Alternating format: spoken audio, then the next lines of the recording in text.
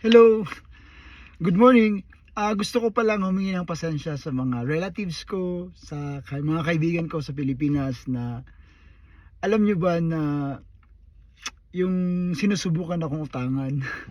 Alam nyo ba na sakto lang din kasi yung kinikita ko dito sa Canada.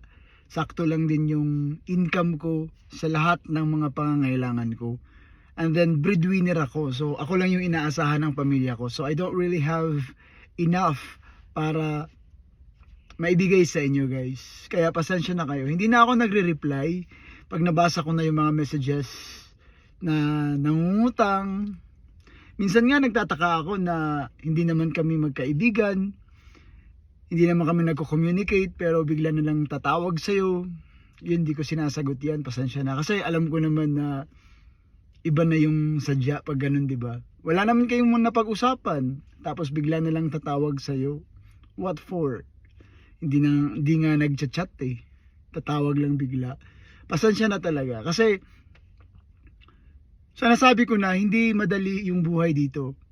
Oo, dollars yung kinikita namin, pero dollars din kasi yung ginagastos namin dito. Kaya sana maintindihan nyo na we are working for our family, we are working for our future.